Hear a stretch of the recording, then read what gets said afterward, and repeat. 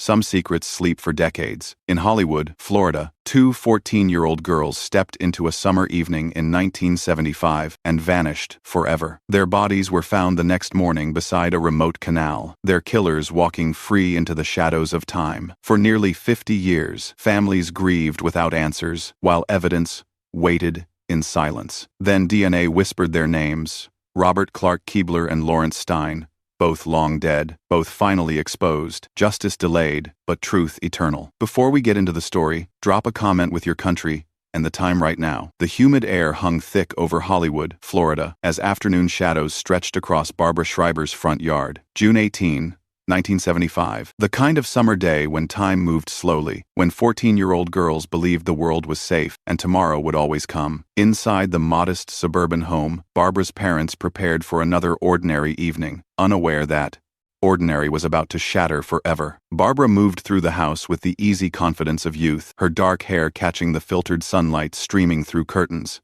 She had just finished 8th grade, that pivotal moment when childhood begins its slow retreat, and the future feels limitless. The promise of summer stretched ahead: sleepovers, friends, long nights filled with whispered secrets and shared dreams. The doorbell rang, and Barbara's face lit up.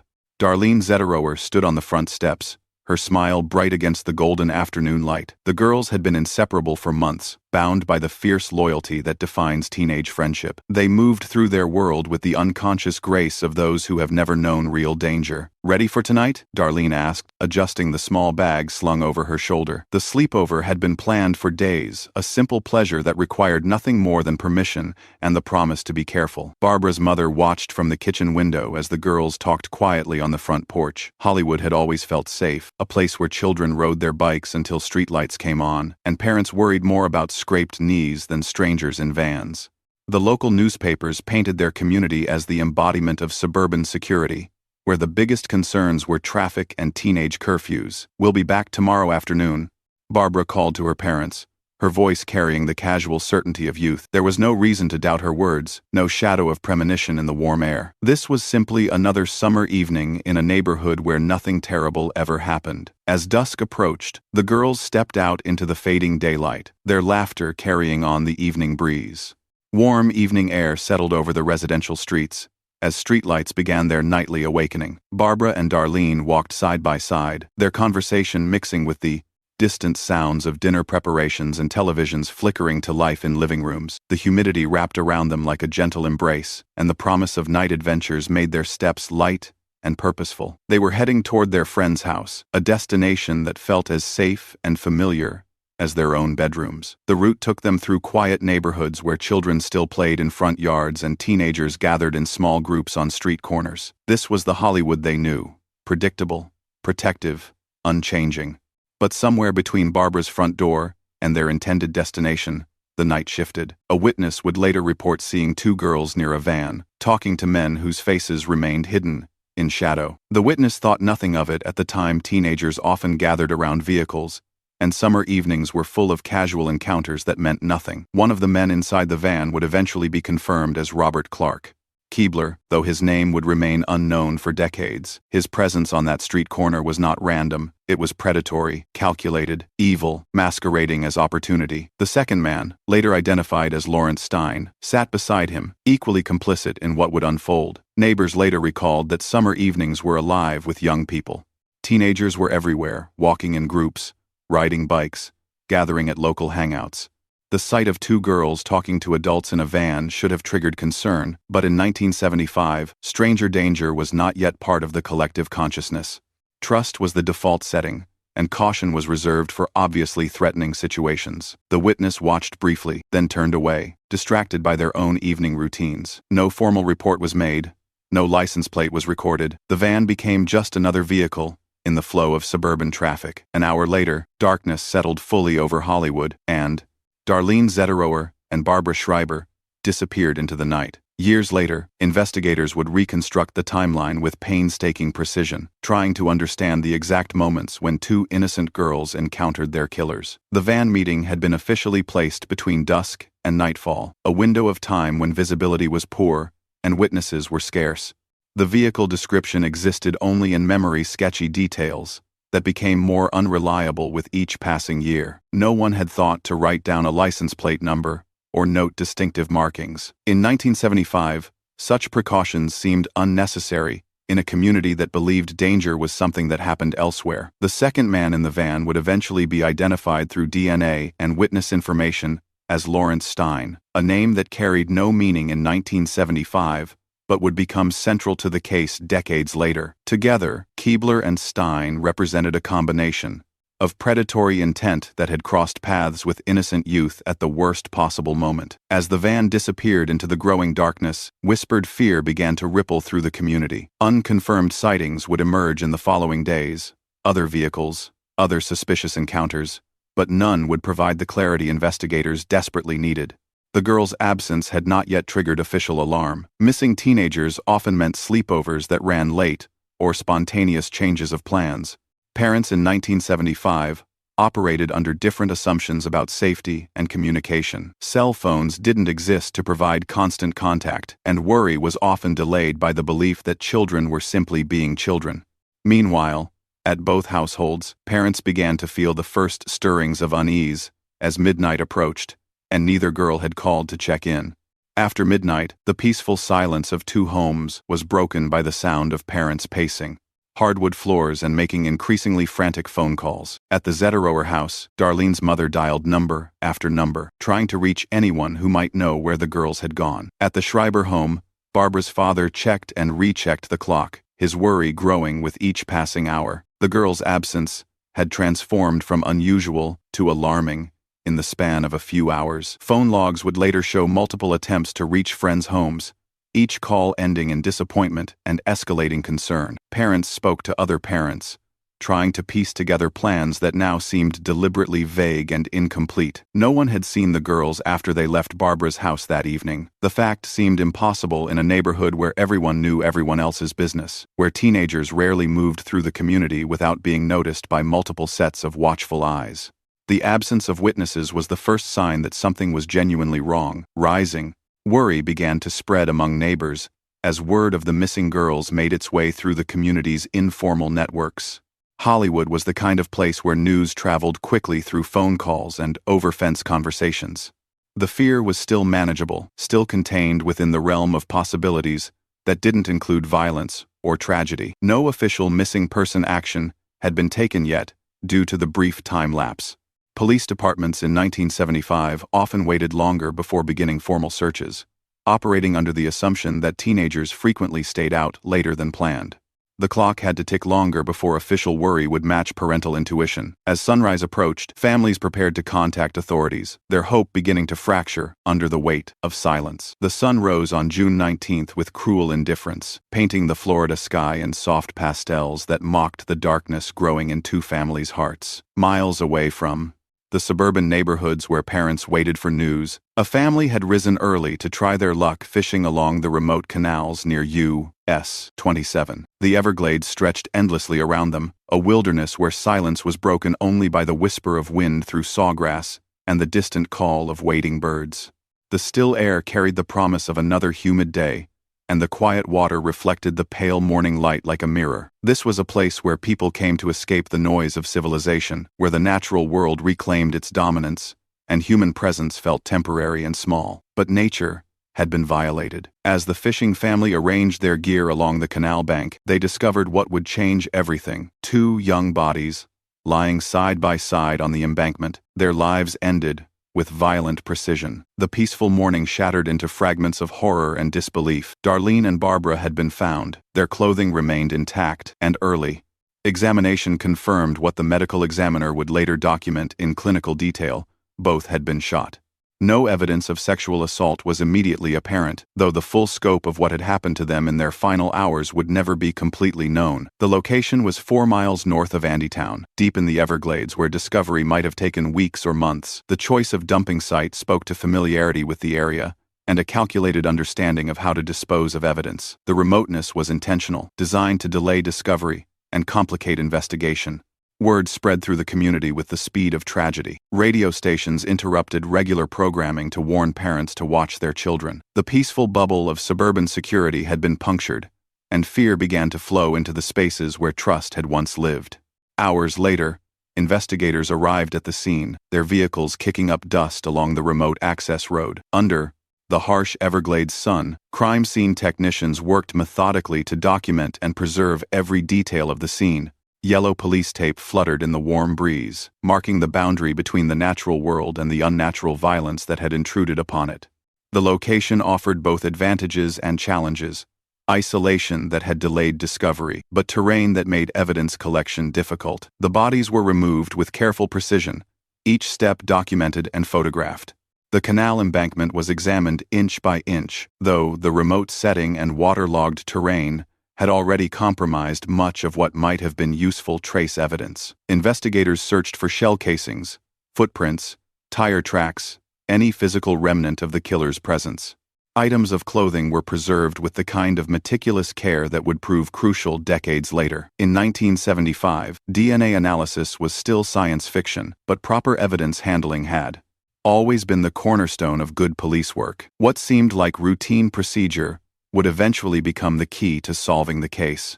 The scene matched other canal cases that had terrorized South Florida during the era, a series of murders that would become known in local lore but never definitively connected. The pattern was becoming familiar: young victims, remote locations, violence without apparent motive. Radio stations continued their warnings throughout the morning, advising parents to keep children close and watch for suspicious vehicles. The community's sense of security had evaporated overnight, replaced by a vigilance that felt foreign and exhausting. Phone calls flooded police departments as residents reported every van, every stranger, every detail that had seemed innocent the day before. No shell casings were found at the scene, and the waterlogged terrain had destroyed most traces of the killer's presence. The Everglades had claimed the evidence as efficiently as it had hidden the crime. That afternoon, at the medical examiner's office, the investigation would take its next crucial step. The medical examiner worked with clinical precision in the sterile environment of the autopsy suite, documenting injuries with the kind of careful attention that honored the victims while serving the demands of justice. The afternoon light filtered through high windows, casting everything in the harsh clarity that marked the boundary between life and death. Cause of death was determined through methodical examination. Both girls had died from gunshot wounds. Their lives ended with brutal efficiency. The examiner's steady hands documented every detail, creating a record that would remain accurate decades later when the case finally found resolution. Clothing was collected and preserved according to the protocols of 1975, procedures that seemed routine at the time, but would prove invaluable to future investigators. Early biological traces were documented and stored, though the technology to analyze them properly would not exist for years to come. The examiner's meticulous approach to evidence preservation unknowingly created the foundation for eventual justice. The examination confirmed no definitive evidence of sexual assault, a finding that would shape how investigators approached the case. The violence appeared focused and purposeful rather than opportunistic, though the true motive would remain forever hidden. Outside the medical facility, the public had begun comparing these murders to the infamous flat tire killings that had plagued the region. Newspapers ran headlines that connected disparate cases through geography and method, creating a narrative of serial violence that may or may not have been accurate. The comparison added another layer of fear to a community already reeling from loss. Forensic technology in 1975 was insufficient for the kind of deeper analysis that would eventually solve the Send case, but the examiner's work established a baseline of fact that would endure. Every sample collected, every measurement recorded, every photograph taken, would eventually contribute to the DNA breakthrough that lay decades in the future. Investigators regrouped that evening, adding new case notes to files that would eventually grow thick with dead-end leads and frustrated hope. Through late June and into July 1975, detectives worked the case with the methodical persistence that marked good police work in an era before digital databases and automated searches. The van sighting had become the central lead, though the sketchy descriptions provided frustratingly little to work with. No license plate, no distinctive markings, just the memory of two men and a vehicle that had disappeared into the vastness of South Florida. Interviews with locals produced the usual collection of tips and theories, most leading nowhere but all requiring investigation. The men in the van would not be identified for decades. Robert Clark Keebler and Lawrence Stein remained unknown names attached to unknown faces, their crimes hidden behind the anonymity that protected predators in an age before surveillance cameras and digital tracking. The case began to appear in newspapers alongside other canal murders, creating a narrative of widespread violence that terrified residents and frustrated investigators. The pattern seemed clear to observers, but connections remained elusive to those charged with solving the crimes. Each case had its own evidence, its own timeline, its own gaps in the record that made definitive links impossible. No arrests were made, despite the intensive investigation. The trail had gone cold almost immediately, victim to the limitations of 1970s forensic science and the careful planning of killers who understood how to avoid detection. Weeks of investigation produced volumes of paperwork, but no breakthrough, no moment of revelation that would bring justice for Darlene and Barbara. As weeks turned into months, the case began its slow slide into the cold file storage that claimed so many investigations of the era. The evidence was carefully cataloged and preserved, though no one could have predicted how long it would wait in silence before technology caught up with truth. The case entered dormancy, joining the growing collection of unsolved crimes that haunted investigators and families alike. In the late 1970s and throughout the 1980s, evidence boxes gathered dust in climate-controlled storage rooms, while life moved forward around the silence left by unsolved crimes. Detectives rotated through different assignments, carrying the weight of open cases that had defeated their best efforts. The Zetterower Schreiber file remained in cold storage, its physical items preserved, but its investigative momentum lost to time and circumstance. The community's memory began to fade, in the way that trauma eventually recedes when there are no answers to sustain the pain. What had once been front-page news became historical footnote, discussed in whispered conversations about the bad old days when young people weren't safe, even in suburban neighborhoods. The physical evidence remained perfectly preserved in storage, clothing, samples, photographs, documentation that maintained its integrity even as hope dimmed. No one could have predicted that these carefully cataloged items would eventually become the key to solving a case that seemed destined to remain forever open. The canal murders had become historically infamous in South Florida, part of the region's dark folklore about a time when violence seemed random and justice seemed impossible. The cases were referenced in true crime documentaries and academic studies about serial violence, but the perpetrators remained phantoms, whose names existed nowhere in official records.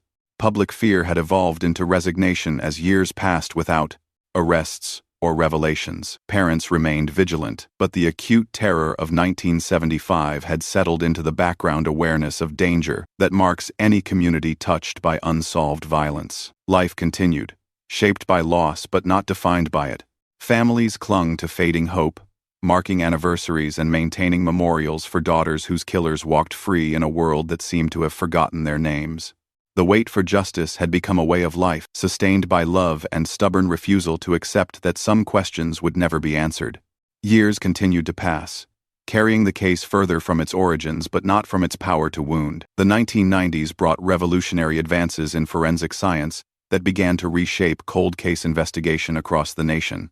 DNA analysis emerged from laboratory novelty to practical tool, offering the possibility of solving crimes that had seemed permanently closed to traditional investigation. Police departments nationwide began to modernize their capabilities, investing in technology that could extract answers from evidence decades old. Cold cases that had moldered in storage were suddenly viable again. What had once been just cloth fibers and unknown stains could now be transformed into genetic fingerprints unique to individual perpetrators. The science fiction of one generation had become the standard procedure of the next, creating possibilities that investigators of the 1970s could never have imagined. Lab facilities across the country upgraded their equipment and trained technicians in techniques that could pull identity from microscopic traces of biological material. The backlog of cold cases created demand that often exceeded capacity, but progress was being made on cases that families had given up hope of seeing resolved. Broward County eventually formed a cold case unit, dedicated specifically to applying modern techniques to historical crimes. The unit represented both technological advancement and commitment to the principle that time should not grant immunity to those who had escaped justice through luck or limitation. This particular case, however, had not yet been selected for modern testing. The Zetterower Schreiber file remained in its storage location, waiting for the combination of available resources and investigative priority that would bring it back into active consideration. Dozens of similar cases competed for attention, each representing families who still hoped for answers. Documentaries and television programs began to revisit the crimes of the 1970s, bringing renewed public attention to cases that had faded from active memory. The media attention sometimes generated new tips or witnesses, but more often, it simply reminded communities of tragedies that time had not healed. Until one day, decades after the original investigation had gone cold, the unit received the old evidence boxes that would change everything. The cold case unit's office had the quiet intensity of a place where old mysteries come to die or find resurrection. Fluorescent lights hummed over desks covered with file folders, each one representing a family's unanswered questions and an investigator's unfinished business. When detectives pulled the evidence boxes for the Zetterower Schreiber case, they approached the task with the methodical hope that defined their work. Inside the boxes, carefully preserved in plastic evidence bags, were the clothing samples that had been collected in 1975. The detectives' experience had taught them to look past the yellowed labels and faded documentation, to focus on the potential that lay hidden in fabric fibers and microscopic traces. These items had waited nearly 3 decades for science to catch up with justice. The clothing samples were flagged for modern DNA testing, a process that would have seemed like magic to the investigators who had first handled them. What appeared to be nothing more than stained fabric could now be analyzed with precision that revealed the genetic identity of anyone who had come into contact with the victims during their final hours. Preserved biological material was located on multiple items, though years of storage had inevitably caused some degradation. The key was finding samples that had remained uncontaminated for decades, protected by proper handling and storage protocols that had been followed faithfully since 1975. The chain of custody documentation was intact, ensuring that any results would be legally admissible. The families were contacted with careful words about cautious hope. Cold case work had taught the detectives not to promise outcomes, but to prepare families for the possibility that answers might finally be within reach. The conversations were difficult, reopening old wounds, while offering the possibility of healing that had seemed impossible for so long. Processing backlogs at the laboratory meant that results would not arrive quickly, but for families who had waited decades, a few more months seemed manageable. The most important step had been taken. Evidence was being analyzed that could finally provide the names of the men who had destroyed 2 young lives. Months later, a sealed envelope arrived at the cold case unit, containing results that would transform grief into knowledge. The envelope sat on the detective's desk for a moment before being opened, its contents representing the culmination of months of careful laboratory work and decades of family hope. Inside, the DNA report contained the kind of breakthrough that cold case investigators dream about, but rarely experience: a clear, unambiguous match that connected decades-old evidence to a name in the database. Robert Clark Keebler. The name meant nothing to the families or the community, but it meant everything to the case. Biological trace evidence on the victim's clothing had provided a private genetic profile that matched Keebler's DNA with scientific certainty. After nearly half a century, one of the killers had been identified with precision that left no room for doubt.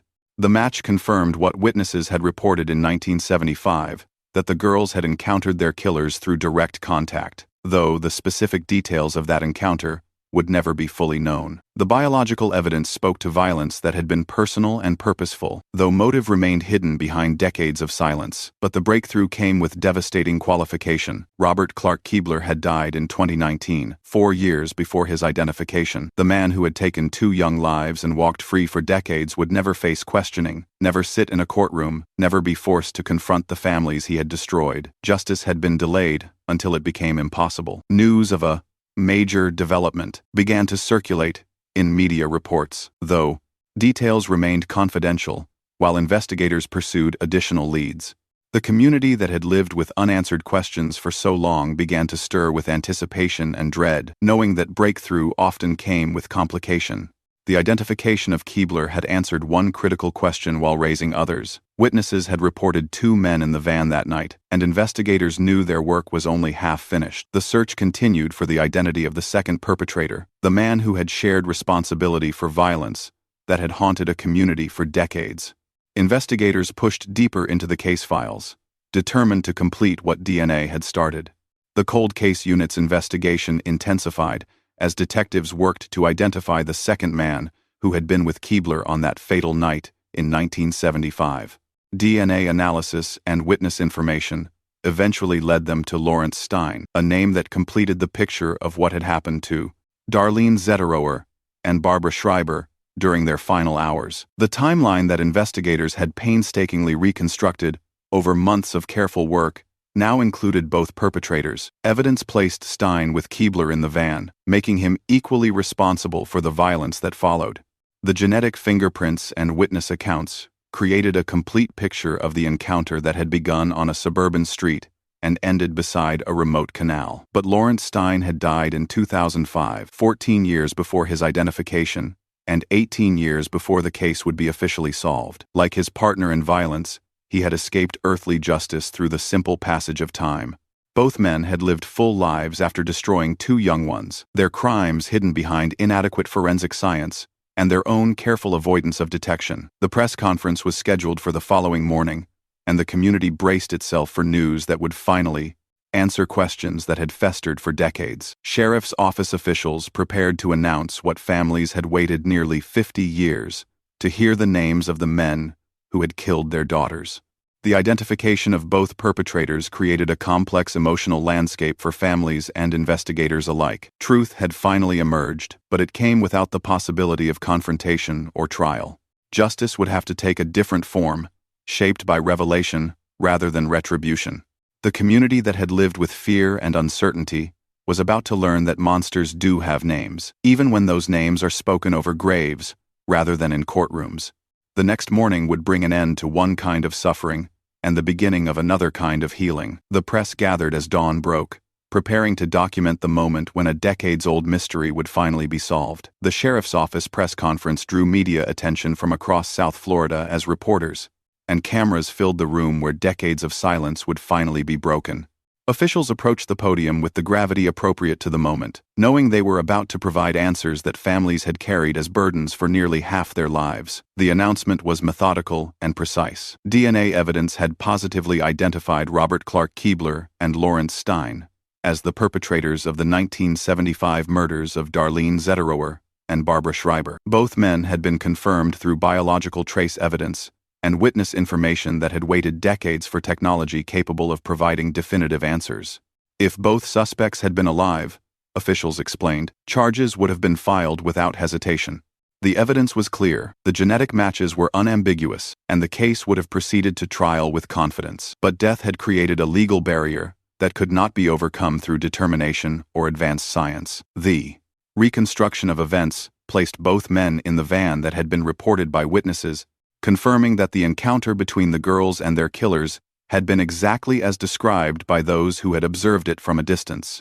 The timeline that investigators had constructed through careful analysis matched the physical evidence with precision that removed any doubt about responsibility. Public shock rippled through the community as the names were released. Decades-old fear resurged as residents realized that the men who had terrorized their neighborhood had faces and histories that could finally be examined. The revelation transformed abstract terror into concrete knowledge, though not necessarily into comfort. Some community members felt relief at finally knowing, while others struggled with the reality that justice had been delayed beyond the possibility of legal resolution. The complexity of emotions reflected the unusual nature of a case solved too late for traditional prosecution but not too late for truth. Families stepped forward after the conference to face reporters who had gathered to document their long-awaited reaction to news they had never stopped hoping they would hear. In a private room at the sheriff's office, away from the cameras and media attention, the families of Darlene Zetterower and Barbara Schreiber received a detailed briefing about the investigation that had finally provided their daughters' killers with names and faces. The moment was both culmination and complication, the end of a search that had lasted longer than their daughters had lived. Investigators presented the confirmed timeline with careful precision, explaining how DNA analysis had connected biological evidence to genetic profiles in the database. The scientific breakthrough was explained in terms that honored both the complexity of the process and the family's need to understand exactly how truth had been extracted from decades-old evidence. The lack of clear motive remained one of the investigation's unanswered questions. Despite identifying the perpetrators, investigators could not explain why Keebler and Stein had chosen to kill two innocent teenagers. The violence appeared purposeful, but without discernible reason, leaving families to grapple with senselessness that defied understanding. The evidence that had been preserved in 1975 had made the breakthrough possible, a fact that investigators emphasized as they praised the careful work of their predecessors. Proper handling and storage protocols had maintained the integrity of biological samples for nearly 5 decades, creating the foundation for justice that had seemed impossible when the evidence was first collected. Quotes began to circulate as family members struggled to articulate emotions that had no precise vocabulary. One family member was reported as saying, "The identification gives us some closure," though the words carried the weight of qualification that reflected the complex nature of resolution without retribution. The emotional clash between relief and renewed grief filled the private space, where families processed information they had waited half their lives to receive. Tears mixed with resolve as they held photographs of daughters who would remain forever young, while their killers had been allowed to age into natural death. Investigators prepared to file the final paperwork that would officially close a case that had defined careers and shaped lives for decades. The state attorney's office reviewed the findings with the legal rigor that the case demanded, even though prosecution had become impossible through the passage of time. The classification of exceptionally cleared required careful evaluation of evidence to ensure that the legal standard had been met, despite the unusual circumstances. The evidence was more than sufficient to support charges if the suspects had been alive. DNA matches provided scientific certainty, witness accounts corroborated the timeline, and the preserved physical evidence created a case that would have proceeded to trial with confidence. The legal system's inability to prosecute was a function of mortality, not inadequate proof. Officials described both suspects as having lived very violent lives, though details of their criminal histories remained confidential. The characterizations suggested that the murders of Darlene and Barbara had been part of a pattern of violence that had marked both men's existence, though specific connections to other crimes were not established. The community debated what cold case justice meant when traditional prosecution was impossible. Some residents found comfort in knowing that the truth had been revealed, while others struggled with the absence of courtroom accountability. The philosophical questions raised by delayed justice had no easy answers. The exceptional clearance represented the legal system's acknowledgement that truth and justice could take different forms, when time created barriers that could not be overcome through investigation or determination. The classification honored both the quality of evidence and the reality of circumstance. Legal scholars and victims' rights advocates would later examine the case as an example of how advances in forensic science could provide answers without providing traditional closure. The complexity of delayed justice reflected broader questions about how society balances the demands of accountability with the realities of time. As the case was formally closed, investigators reflected on the unusual satisfaction of solving a mystery that had haunted their department for decades. Even though resolution had come without the possibility of traditional legal consequences, investigators presented the complete sequence of events with the precision that had marked their months of careful reconstruction. The timeline began with 2 girls leaving home for what they believed would be an ordinary evening with friends, and ended with their bodies beside a remote canal, their killers disappearing into decades of anonymity. The girls had left home in the early evening, walking through familiar neighborhoods where they had moved safely countless times before. They had entered the van willingly, though whether through deception or force would never be known. The encounter that witnesses had observed from a distance had been the beginning of violence that would end their lives within hours. The overnight period remained largely unknown, though evidence suggested the girls had been killed relatively quickly after their abduction. The remote location where their bodies were discovered had been chosen for its isolation, a calculated decision that delayed discovery and complicated investigation. The killer's familiarity with the Everglades suggested local knowledge or experience with the area. The dumping site in the Everglades reflected both practical and psychological considerations, remote enough to avoid immediate discovery but accessible enough to reach without specialized equipment. The location spoke to planning that went beyond opportunistic violence. The choice revealed killers who understood how to minimize risk while maximizing the chances that evidence would be degraded by time and weather. Combined witness accounts, DNA analysis, and geographic reconstruction had created a complete picture of the crime, despite the decades that had passed since its commission.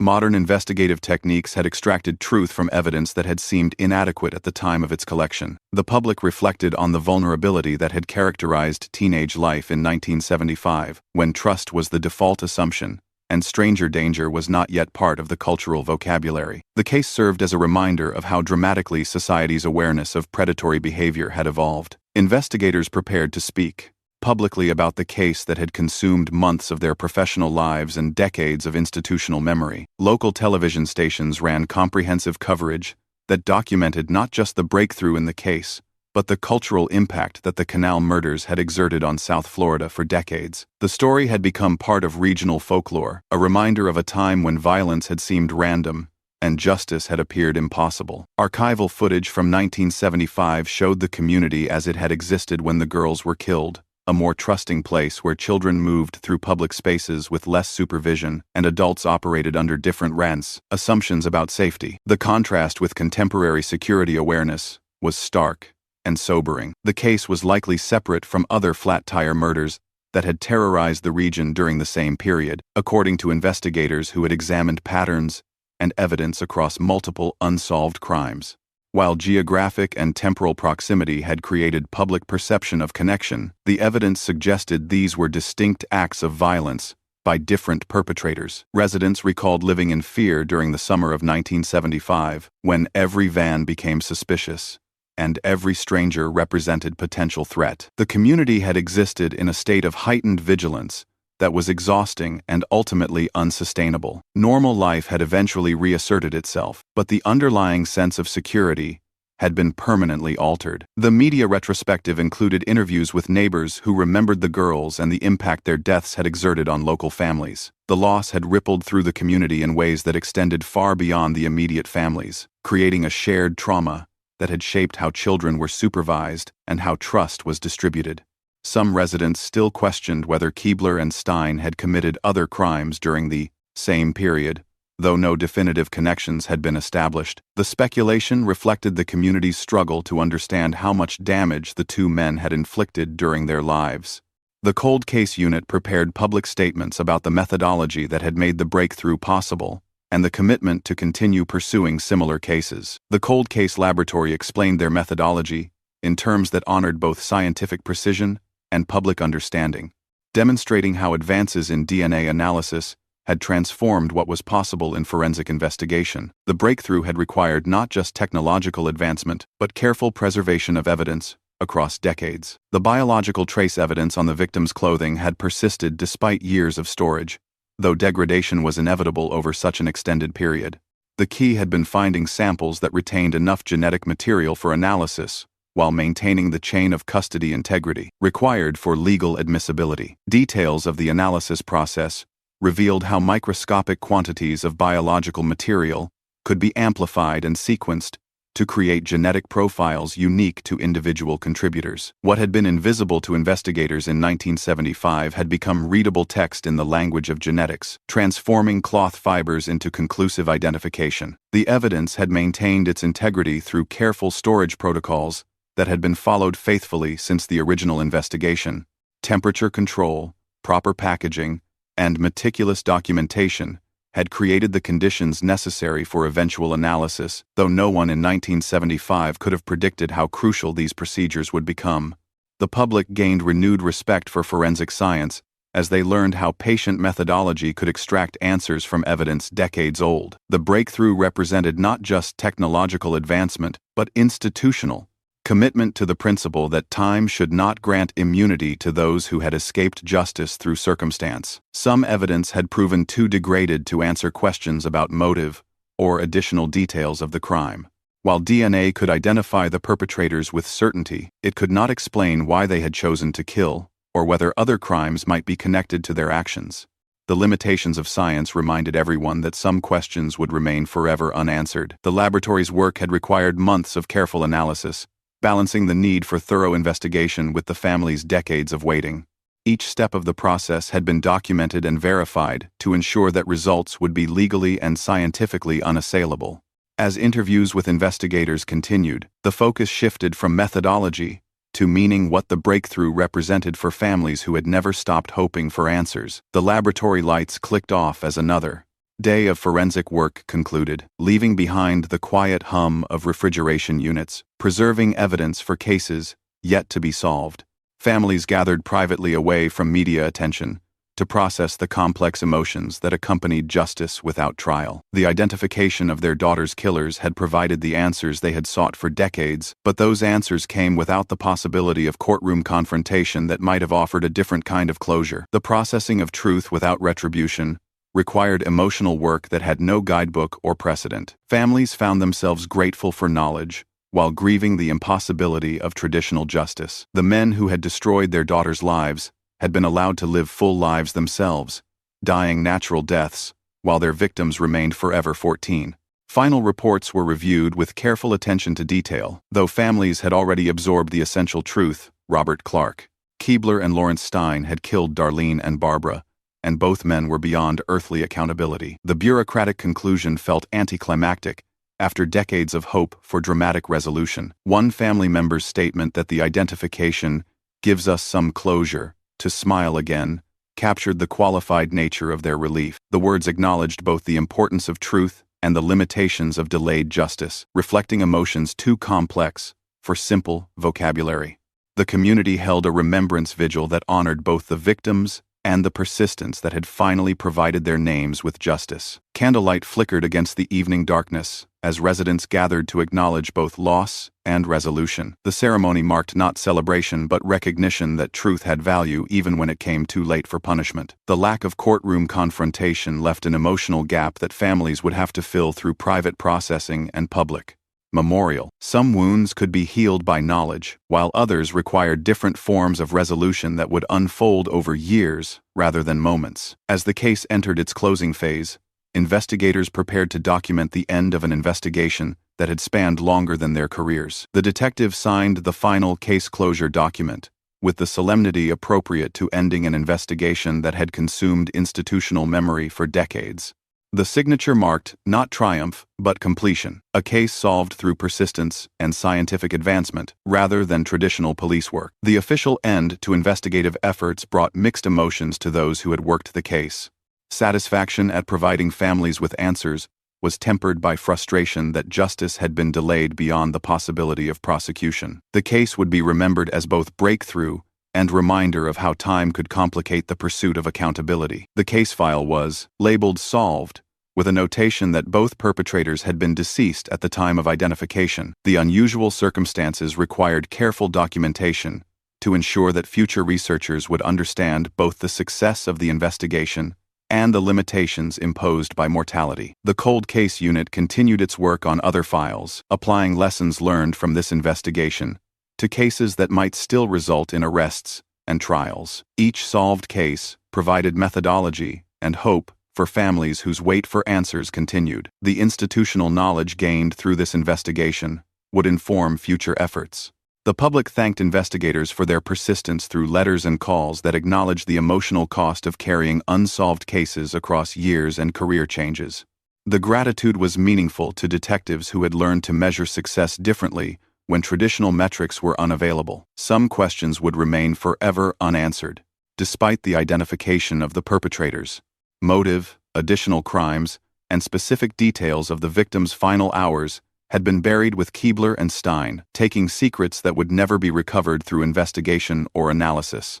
In the weeks following case closure, the community continued to process the complex emotions that accompanied delayed justice. Community centers and local organizations began incorporating the case into educational discussions about safety, history, and the evolution of investigative techniques. The story became a cautionary lesson that balanced awareness with hope, demonstrating both the reality of danger and the possibility of eventual justice.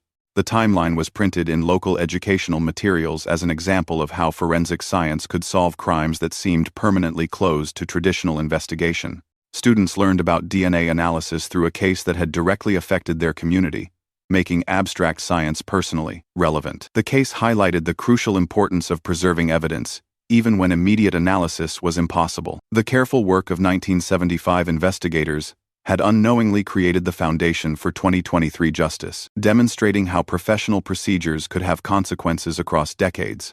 Residents reflected on how their community had changed since 1975, noting increased security awareness and different assumptions about trust and safety. The evolution was both loss of innocence and gain of knowledge, reflecting broader societal changes that extended far beyond their neighborhood. Debates continued over whether more could have been done during the original investigation, though most observers acknowledged that 1975 technology had simply been inadequate for the kind of analysis that eventually solved the case. The question was academic, but reflected the human need to believe that better outcomes were always possible. Memorial touches appeared throughout the community as residents found ways to honor Darlene and Barbara, while acknowledging the persistence that had finally provided their story with resolution. Gardens, plaques, and quiet spaces served as reminders that some losses could be transformed into lasting memory. The case had become part of local history, taught and remembered as an example of how time could both complicate and enable justice. The cold case unit gathered for their regular briefing, reaffirming their commitment to applying lessons learned from the Zetterower Schreiber investigation to similar cases that waited in storage. The successful resolution had provided both methodology and motivation for tackling other files that had seemed permanently closed to traditional investigation.